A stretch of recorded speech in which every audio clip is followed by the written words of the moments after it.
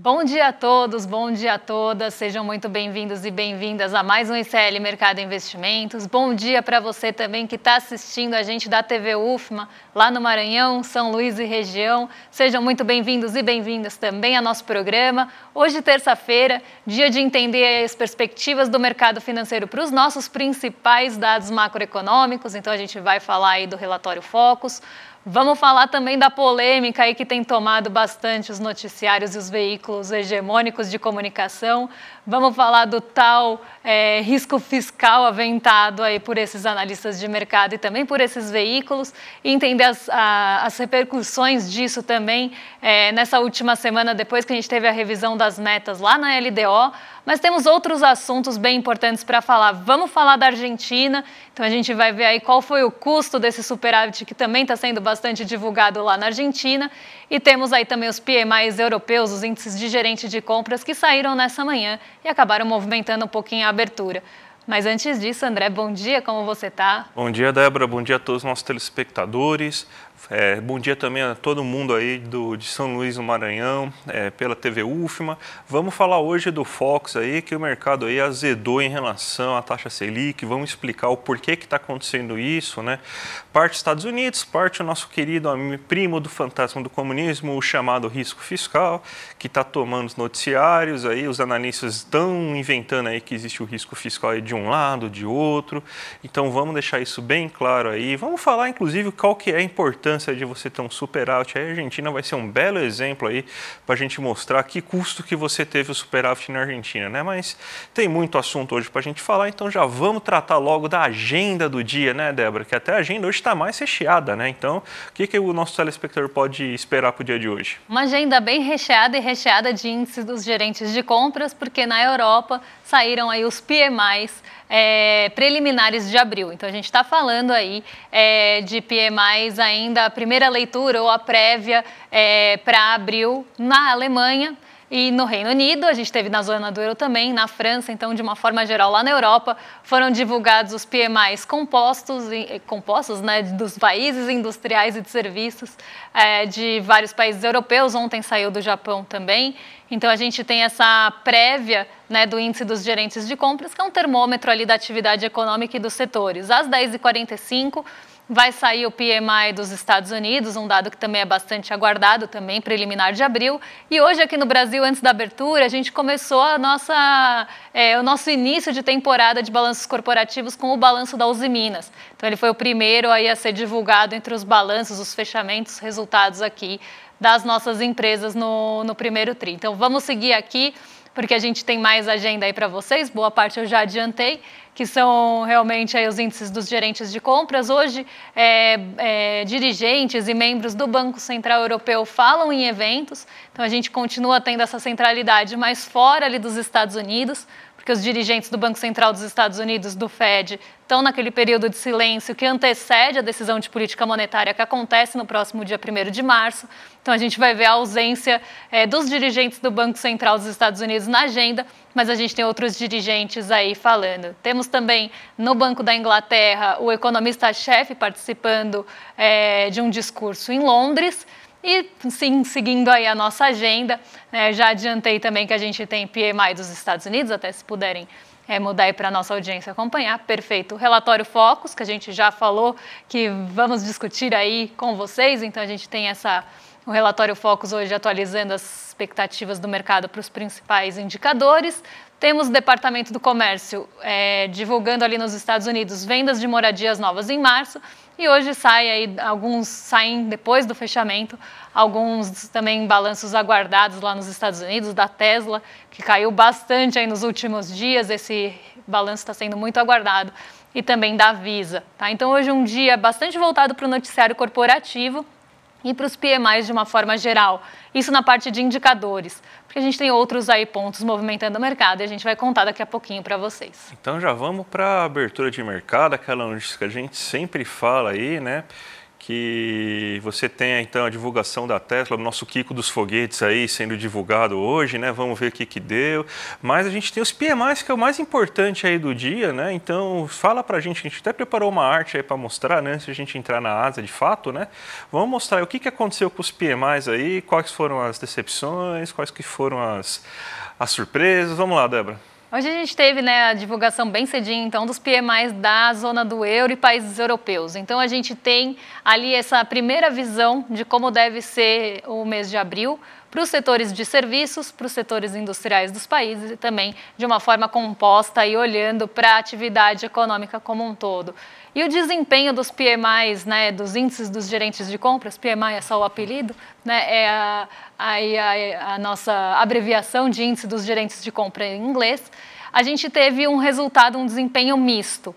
Tá? Então, enquanto o PMI industrial, por exemplo, da zona do euro, conseguiu até ficar dentro da projeção e conseguiu subir em relação ali ao mês passado, né? Então a gente está vendo sempre a coluna do mês passado, a coluna verdinha, para quem está assistindo, é o PMI atual, e a do meio seria a projeção aí do mercado, dos analistas de mercado para esse dado. Então a gente teve uma recuperação do setor industrial na zona do euro, mas lembrando aqui um ponto que eu sempre gosto de chamar a atenção, é que a gente tem aí uma métrica de 50 pontos, então se a gente tem ali esse índice acima dos 50 pontos, a gente vê que temos aí uma expansão daquela atividade econômica ou daquele setor. Se está abaixo dos 50 pontos, a gente tem uma retração daquele setor ou da atividade econômica, e isso pode, né, tanto a retração quanto a expansão, pode estar mais acelerada, como também pode estar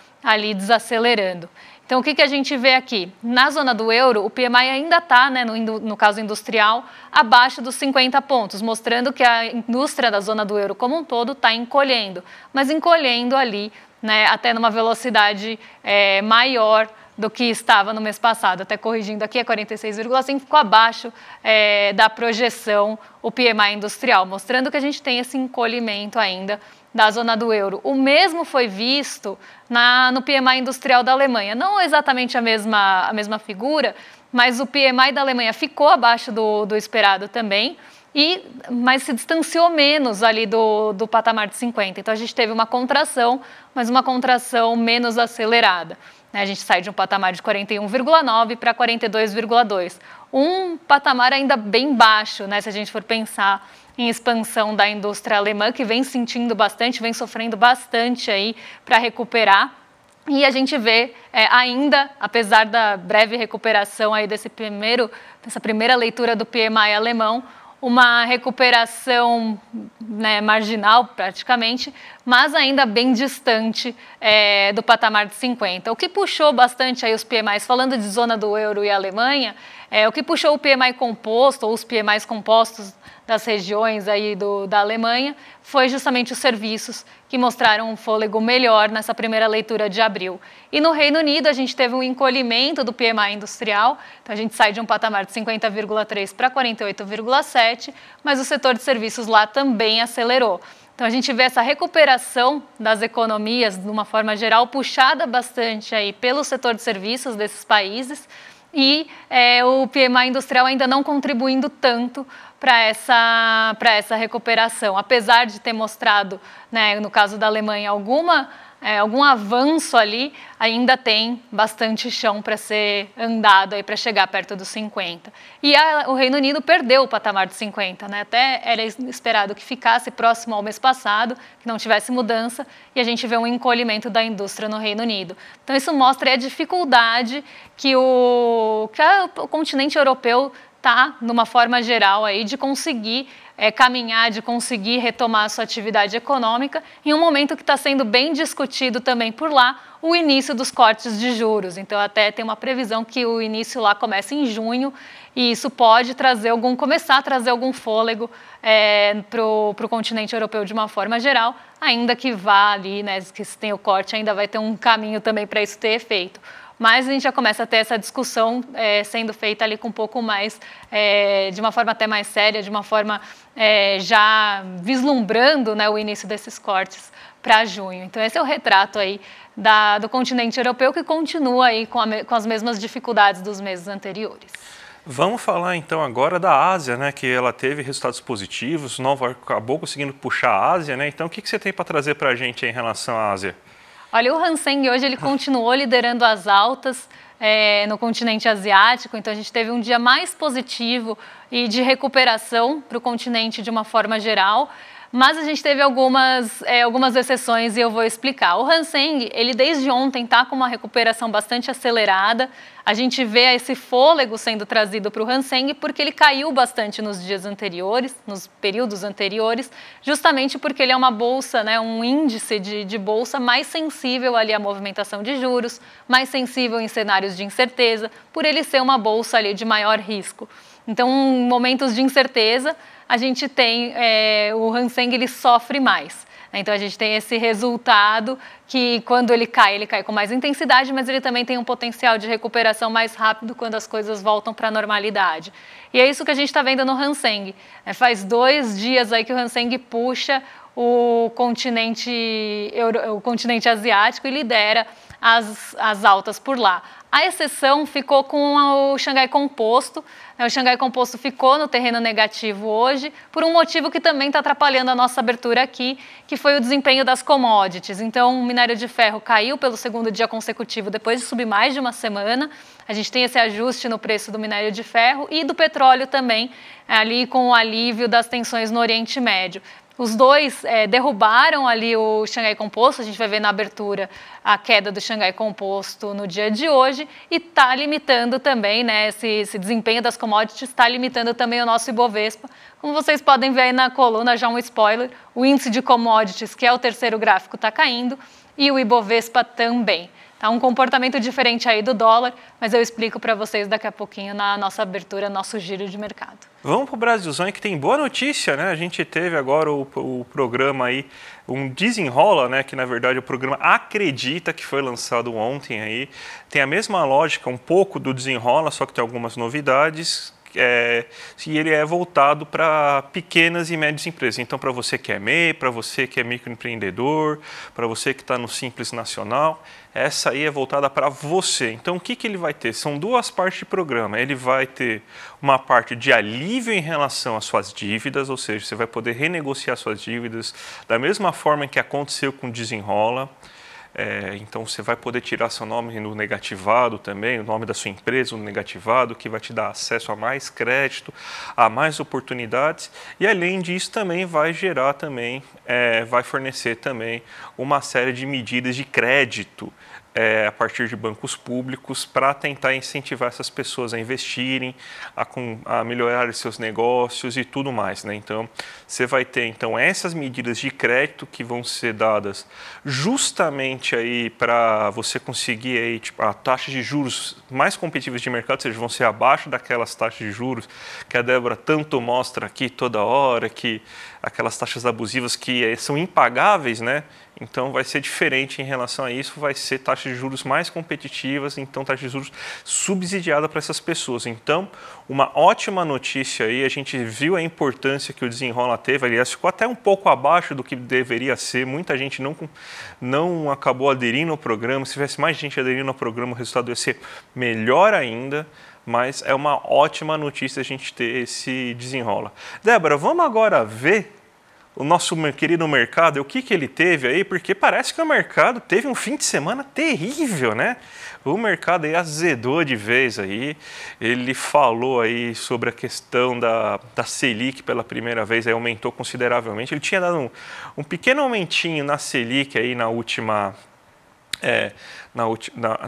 divulgação, só que aí com as falas do Campos Neto aí, o fantasma do risco fiscal, né, essa invenção aí a brasileira aí que você tem, que acabou tendo. E para variar e para ajudar também, a gente tem aí a política de juros dos Estados Unidos, a gente teve aí tudo isso acontecendo e e aumentando aí a perspectiva de Selic. Então vamos mostrar agora aqui num quadro aqui para vocês como que está a perspectiva de mercado. Tudo aumentou para o lado bom e para o lado ruim aí, né? Então a gente tem isso, ó. Aumentou o IPCA de 3,71 para 3,73, um aumento marginal, né, em relação a isso. Você tem então também que o PIB, você teve um aumento bem expressivo, a gente está acima de 2% pela primeira vez em muito tempo, então a primeira previsão que supera a barreira dos 2% e deve aumentar ainda mais, deve chegar mais próximo cada vez mais aí dos 2,2%, que é a projeção oficial de diversos bancos e já do Ministério da Fazenda, inclusive. O câmbio aumentou aí de vez e a taxa Selic é a mais importante, ela estava em 9 há 2 semanas atrás, agora tem 9,50 e para o próximo ano que ela estava em 8 e foi para 8,5, agora ela está em 9, ou seja, o mercado comprou realmente a visão de que a gente está sobre riscos fiscais terríveis, que a gente está sobre...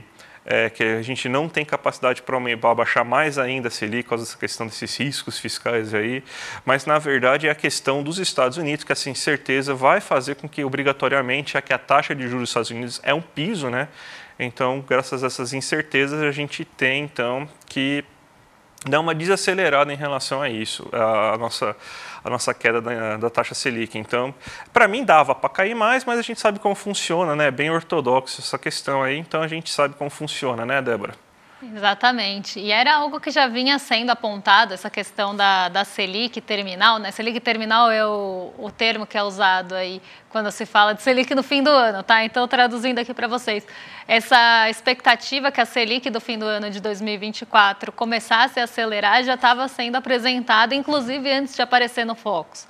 A gente via isso nas curvas de juros futuras e a gente via também na distribuição das frequências das respostas ali do Focus, já uma distribuição maior aí para a Selic 9,5. Então agora a gente vê justamente algo que a gente vem falando há bastante tempo, já há algumas semanas a gente estava falando que isso ia aparecer mais cedo ou mais tarde no relatório Focus e chegou o momento aí da Selic de fim de ano subir para 9,5. E já na esteira desse assunto, né, a gente vai falar aí agora, né, discutindo, já que a gente já está discutindo esse tal de risco fiscal que não sai aí das manchetes. E ontem a gente teve aí 2 participantes falando também sobre isso em um evento. Então a gente teve, por um lado, o Roberto Campos Neto falando que a gente está com pouco espaço fiscal e de um outro lado ali o Tarcísio, né, governador de São Paulo, também falando que o maior problema do Brasil hoje é o risco fiscal e que isso traz ali uma diminuição das oportunidades aqui para o nosso país. E esses discursos, eles começaram a ganhar mais força, começaram a tomar aí uma proporção maior depois que a gente teve a revisão das metas financeiras na LDO de 2025. Então, na semana passada, saíram ali, né, saiu a Lei de Diretrizes Orçamentárias de 2025 e a gente teve uma mudança. Até a gente falou, né, dessa notícia de uma forma positiva aqui no programa na semana passada, porque a gente teve uma mudança das metas fiscais ali para o ano de 2025 e 2026. Então, quando a gente olha o ano de 2025, a meta estipulada lá no arcabouço fiscal, lá no início, era de um superávit de 0,5%. Tá, um superávit aí, fiscal de 0,5%, então entendendo que a gente ia ter uma arrecadação maior que os gastos aqui de uma forma muito simplista, tá, gente? E aí, esse superávit de 0,5% vai na LDO para um déficit zero, então não teria nem déficit nem superávit, a gente ficaria aí no 0 a 0, e como até uma possibilidade de 0,25 para cima e para baixo. No ano de 2026, a meta também foi revisada, de 1% para 0,25%. E é justamente isso que está fazendo um barulho enorme na semana, né? Fez um barulho na semana passada e continua fazendo barulho nesse início de semana. Então, a gente vê, né, o mercado reagindo de uma forma bem exagerada em relação a isso. Né? Então, não é que nem estamos falando aqui que a gente vai ter déficit nas contas, não é nem isso. A gente está falando que vai diminuir o superávit em 2025 e em 2026. E o mercado já ficou bastante contrariado com essa notícia e voltou a falar de risco fiscal, que a gente sempre brinca aqui, né, que é o primo do fantasma do comunismo, porque é algo até usado quando não se tem o que falar, né, quando precisa ali de algo para justificar algum aumento de juros, por exemplo, volta a se falar em risco fiscal. E o Roberto Campos Neto falou justamente isso no evento que participou ontem, falou que justamente porque a gente está com um maior risco, né, olhando para as contas públicas do Brasil, o nosso prêmio por esse risco, que seria a taxa de juros, então o prêmio para você correr o risco teria que ser maior. E a gente vê também o Tarcísio defendendo a mesma linha aqui, já mirando uma conversa com, vamos pensar assim, de uma forma também muito simplista, mercado financeiro. E a gente vê essa pressão também, né? O relatório Focus, ele é uma forma do mercado mostrar ali as suas vontades e tentar se fazer ouvido. E aí a gente vê já essa pressão também aparecendo no relatório Focus, mostrando que justamente a notícia da LDO desagradou bastante. E aí eu peguei um gráfico da Bloomberg, né, e aí a gente vê Bloomberg Linha aqui, tá? Então a Bloomberg América Latina, a gente vê a mudança da curva de juros a gente vê a mudança da curva de juros do comecinho de março para agora, tá? Então o que aconteceu? Quando a gente fala que a curva de juros abre, é justamente disso que a gente está falando. Está vendo que abre a boca como se fosse um jacaré aí? É justamente porque o mercado começou a precificar em todos os vencimentos uma taxa de juros mais alta. Então, a gente vê isso como um reflexo, principalmente do exterior. Então, a gente tem incerteza no Oriente Médio, a gente tem incerteza em relação à taxa de juros dos Estados Unidos e o mercado torcendo o nariz aí para essa notícia da LDO. Só que as incertezas do Oriente Médio e as incertezas dos Estados Unidos têm um peso muito grande nessa mudança das taxas de juros, mas o mercado está se apegando bastante nessa questão aí de risco fiscal, como se isso fosse algo palpável que tivesse no horizonte, o que não está. Mas está usando também como desculpa para essa abertura dos juros, quando a gente tem outros fatores externos pesando muito mais. Então, eu quis trazer esse gráfico para vocês entenderem por que eu falo dos juros futuros toda manhã e para a gente entender também que esse risco fiscal está muito longe de acontecer mas vira aí quase que uma justificativa coringa para que o mercado aí consiga pressionar a taxa de juros e justificar algumas ações. Débora, vamos ter que cortar a Argentina hoje aí, que a gente já está acabando o nosso tempo, mas 3 minutinhos para a gente começar a fazer a nossa abertura de mercado, então?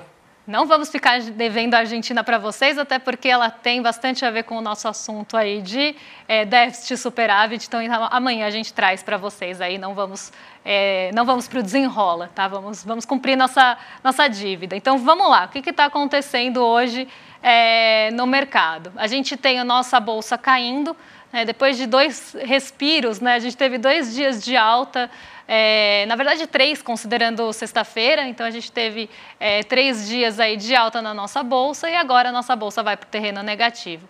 Então a gente vê a nossa bolsa caindo 0,5%, na contramão de Nova York, que sobe aí até com um fôlego grande, né, consegue uma alta bastante grande aí, se a gente olha a Nasdaq subindo mais de 1% pelo segundo dia, ontem subiu 1,11%, e o S&P também repetindo o movimento de ontem, então as bolsas em Nova York de uma forma bem positiva, isso porque a gente tem o recuo das treasuries de 10 anos e nos outros vencimentos também, algo que a gente está vendo desde a abertura, antes da abertura também, desde o pré-mercado.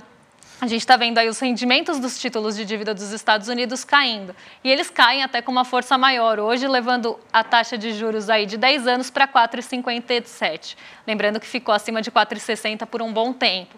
Isso traz ali um maior apetite pelo risco, diminui a aversão ao risco e acaba aí favorecendo principalmente a Nasdaq, que tem uma bolsa intensiva em tecnologia e tem essa maior sensibilidade ao movimento de juros. E por lá a gente também está esperando os resultados ali de 4 das 7 maiores empresas de tecnologia. Então isso também ganha um peso grande nessa semana e o mercado está aí mais positivo em Nova York. Mas aqui no Brasil não. E eu expliquei quando eu falei do Xangai Composto.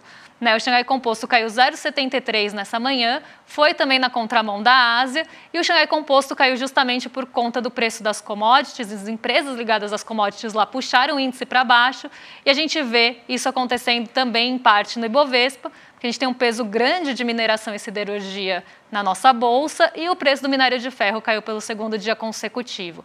Então a gente tem aí esse retrato do Ibovespa aí, caindo nessa manhã. O petróleo Brent está oscilando entre perdas e ganhos. Ele estava positivo até agora há pouquinho, agora zerou a perda. Então ele está nesse movimento bastante volátil hoje, mas na maior parte da manhã ele ficou no terreno negativo. Então isso também tira um pouco de fôlego ali das ações ligadas a petróleo. Então commodities de uma forma geral podem limitar, né, o Ibovespa hoje, enquanto a gente tem as treasuries, né, que podem ali aumentar o nosso... A gente pode aumentar Desculpa, gente, eu perdi tudo aqui porque a fada da consciência falou no meu ouvido, mas vou voltar aqui.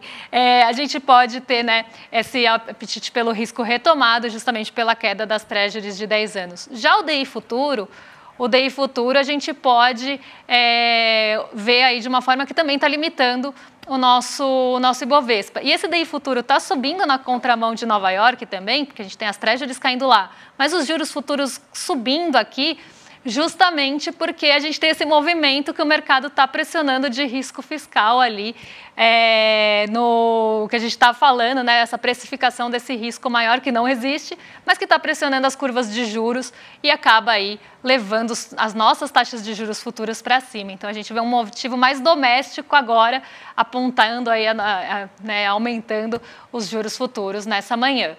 Será que dá tempo da gente voltar na Argentina, só para passar por cima aí para a nossa audiência?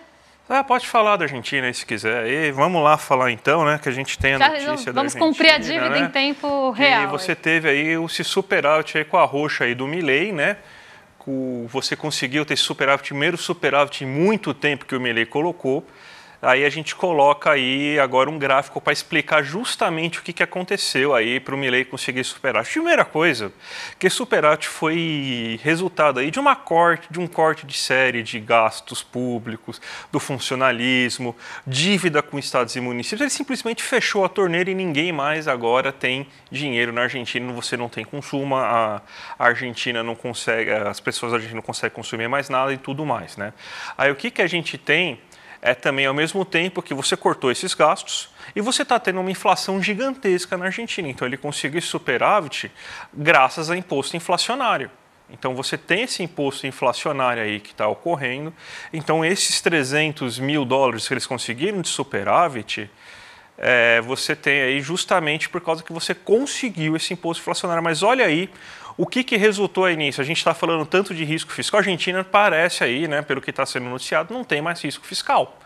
Mas olha aí o resultado disso, a queda de 45% no consumo de eletrodomésticos, 32% na queda de consumo na construção civil, cimento 30%, queda no consumo de carros 0 km, 30%, vestuário, roupa, coisa básica, 30%, ó. Você pega supermercados, menos 12%, farmácia, comprar remédio, menos 13%, medicamentos, menos 5%. Então é isso que aconteceu. O argentino não consegue comprar mais nada, está numa situação aí que aumentou bastante a extrema pobreza da Argentina, deve cair por volta de 3% o PIB, segundo estimativas do Banco Mundial, o PIB da Argentina, mas eles conseguiram superávit. Então, para o banco, né, a tarja fica bonitinha aí quando a gente tem essa tarja para o banco e todo mundo fica feliz. Aí está falando como se fosse assim um grande feito. Se eu deixar de pagar minha conta de água, de luz, o aluguel de casa, e parar de comer, eu também vou ter um superávit maravilhoso na minha conta no fim do mês. Então é isso que a Argentina fez. Ela não está gastando em nada, está dando calote em tudo e conseguiu aí esse superávit. Então, graças a esse sacrifício que a gente tem esse superávit. Exatamente, esse é o custo, né, lá na Argentina. E a gente tem aqui também defensores assíduos aí dos cortes de gastos como se fosse prioridade zero no Brasil, coisa que não é. A gente fica por aqui. Não, tem uns recadinhos, desculpa. Tem recado aí, gente. Vamos lá, que a gente está procurando agora. Você aí que é empreendedor, que está na correria para fazer o seu negócio dar certo, gente. Olha só, a gente vai investir aqui no ICL no seu negócio. Ó. A gente vai a última semana para você se inscrever, então não perde. A gente tem agora um recado do Edu para vocês.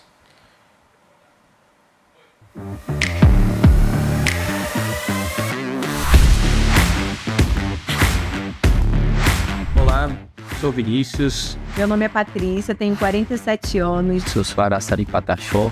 Oi pessoal, eu sou o Max, eu vou explicar para vocês sobre o meu projeto.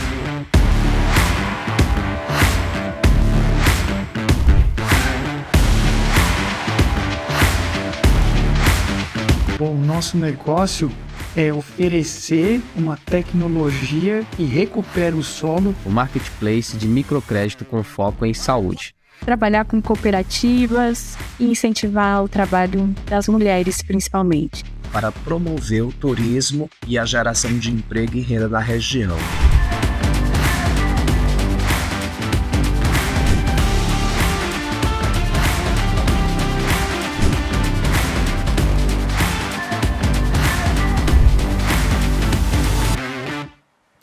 Então, gente, olha só, isso aí mesmo, a gente está procurando, então, produtos, empresas aí, startups aí, que vão causar, então, um impacto social. A gente tem propostas de investimentos de até 1,5 milhões aí de reais. Então, esse vai ser o prêmio que vai ser disputado no nosso primeiro reality show aqui que a gente vai fazer no ICL, que vai ser o ICL Tank, né, negociando com gente. Então, você está na luta, no empreendedorismo aí, ó, você não pode perder essa oportunidade, vale muito a pena. Se inscreve até sexta-feira, aí no dia 26 de abril, aqui no link que está aqui embaixo, ó, icltank.com.br, vale muito a pena, gente. Então, ó, se inscreva, seja uma das pessoas a receber investimento aí, concorra aí nesse nosso super produto aí. Com certeza aí, imperdível, né? Não deixem de se inscrever, está chegando aí a linha final da inscrição, né? Então não deixem aí de se inscrever, colocar aqui o seu projeto para participar aí do ICL Tank. Agora sim, depois dos nossos recados, a gente se despede aqui, né? Vocês ficam agora com o Rolê ICL na sequência, com o William Deluca e o Guga Noblar. Tenho certeza que, apesar do horário, os rolezeiros já estão no chat muito ansiosos. Então, fiquem aí com o Rolê ICL agora. Amanhã a gente está de volta para trazer aí os principais assuntos do dia, o que está mexendo com o bolso, porque essa semana tem indicadores importantes que vão sair. Então, amanhã a gente traz a atualização para vocês. Um beijão, até lá. Até mais, gente. Tchau, tchau. O nosso encontro com a Leida Guevara, filha de Ernesto Che Guevara, contando a biografia do seu pai, o líder revolucionário mais popular de todos os tempos, foi um sucesso estrondoso. As pessoas se emocionaram e se surpreenderam, até com revelações que vão de encontro a tudo que as pessoas achavam, né, saber sobre Che Guevara. Muita gente está pedindo para poder assistir de novo, que é um pouco mais daquela energia que veio junto com o encontro. E várias pessoas que não puderam assistir estão pedindo a chance de poder assistir. A gente resolveu então liberar o replay e liberar também os presentes que no final a gente deu para todo mundo que quis vir fazer parte da comunidade CL, para as pessoas que assistirem o replay. Então, aproveita agora a chance que está acabando até o prazo, é um período pequeno que fica o replay liberado, e assiste a esse encontro maravilhoso. E depois conta pra gente aqui o que vocês acharam. Eu tenho certeza que vocês vão adorar. Um abraço e bom encontro!